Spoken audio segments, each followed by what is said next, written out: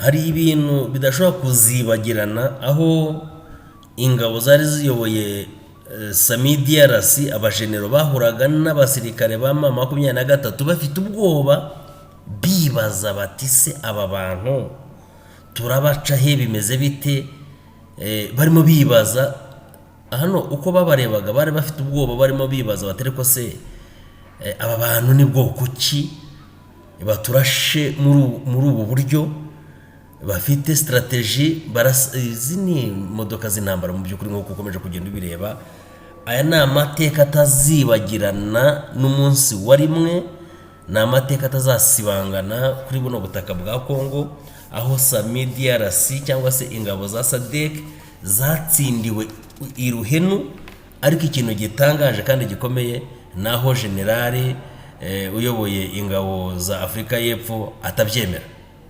It's a persuasion of the political effort to say that there is peace and stability in the Eastern DRC, and therefore we are withdrawing with that pride to say there is an element of peace because M23 committed to the cessation of hostilities. DRC had to sign also an undertaking with M23. So we are withdrawing now in a phased manner with our troops going to the assembly area that we have identified, and the assembly area is in Tanzania, and therefore SADC had made an effort to write a note verbal that went to the government of Rwanda to say, because for the troops to go to Tanzania, they will have to pass through the space of Rwanda. It had been negotiated and discussed. It's a thoroughfare to our assembly area. And from the assembly area, which is in Tanzania, all the forces will go to their respective countries in one way or another. Equipment will be by sea to South Africa. Personnel will be by air. And to Tanzania, from the assembly area to the respective bases, they will use the mode of transport that is suitable for Tanzanians. And that will be Mwendo Yama office. So the Malawans will also decide on the mode, but movement from Goma to the assembly area which is in Tanzania will be by road through the territory of Rwanda and into the Republic. Ntabwo dushobora kuzibagirwa uburyo ki abana abacancuro ba Romania barimo boherezwa ku butaka bw'igihugu cy'u Rwanda. Uyu ni umuvugizi w'Ingoma, umugabo wanditse amateka. Ntabwo dushobora kuzigera twibagirwa ibintu byabaye mu karere. Iyi ni intambara izavugwa izigwa. Mu by'ukuri ikintu cyabaye hano Igoma ni ikintu gikomeye cyane ku buryo n'ubwo ngo n'abana bazavuka ibi bintu bagomba kuzabimenya ko hari igihe kigeze kiba ubwo abacancuro baje ku butaka bwa Kongo bakahakubitirwa, SADC ikaza ku butaka bwaho igahakubitirwa, bakaba barahahuriye n'ibintu bitangaje kandi bitoroshye rwose habe na gatoya.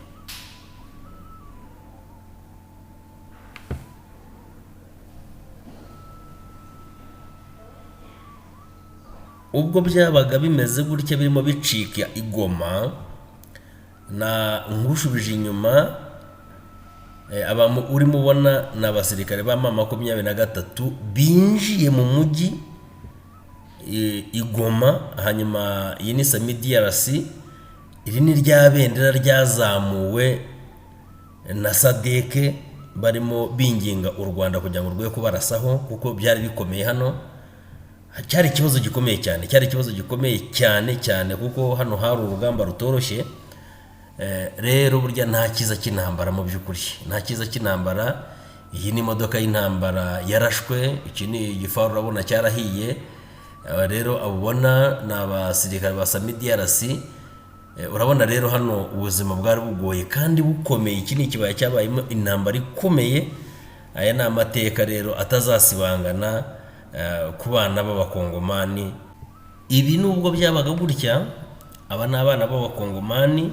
Aha harimo interahamwe, aha harimo wazalendo, aha harimo ingabo nyinshi zitandukanye zaje gutanga sapoti muri iki gice. Ariko urabona ko ikirere cyose cy'igihugu cyangwa ikirere cyose cya Goma urabona ko cyabuditse. Nubwo aya mafoto urimo bayabona gutya, ariko urabona ko harimo ivumbi riri hejuru, ndetse abasirikare badafite nta gisubizo namba bafite. Iyo dukomeje kugenda tuvuga ibyagiye biranga urugamba rwo kubohora Goma, hano hantu habaye agatereranzamba. Iyi ni FARDC. Mu by'ukuri ibi ni bimwe byagiye biranga ino ntambara ikomeje kugenda iyogoza kano gace ko mu majyepfo ka Kivu yo mu majyepfo hano muri Uvira. Ariko iyo witegereje neza ubona abantu bapakurura imiceri, abandi bapakurura akawunga, abandi bari mu moto, abandi bagenda gutya, wakagombye kwifuza guharanira ko bagenzi bawe bose bakagombye kuba babayeho gutya. Ariko ikibazo cy'umutekano muke muri aka gace gikomeza kuba ingorabahizi.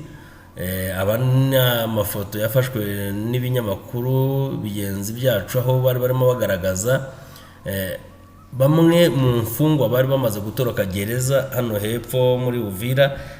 Rero ikigaragara nuko nubwo harimo hakorwa byinshi kugira ngo abaturage batekane, ariko birakenewe cyane kuko aka gace kugarijwe n'intambara. Ikibazo cy'umutekano muke mu karere, ahangaha nk'uko mukomeje kugenda mubona aba bantu, aha ni Uvira. Ahangaha rero muri Uvira, uyu ni umujyi wa Uvira. Mu by'ukuri ubona abakongomani bari mu kazi. Sinzi ko hari umuntu n'umwe wakanga kuba mu mahoro. Sinzi. Aha nk'uko ukomeje kubibona hano, amateka hano yari yanditse. Mu by'ukuri uwo ni umusirikare urimo ushaka kwambuka, ariko bikomeye cyane. Aba ni abasirikare ba FARDC ndetse bari kumwe na wazalendo, bari kumwe n'abarundi, bari kumwe n'abacancuro. Sadek yari iri hejuru ifite umusada, ariko hano bari babuze amajyo, babuze aho berekeza. Ibintu byari bikomeye muvandimwe. Aya ni amateka atazibagirana mu mitima y'abakongomani, mu mitima y'abasirikare barwanye runo rugamba, ndetse n'abasadeke yewe, ndetse ingabo nyinshi zari ziri aha hantu, aba FARDC ndetse na FDLR. Aha rero aya ni amateka yiyanditse, umujyi wa Goma ufatwa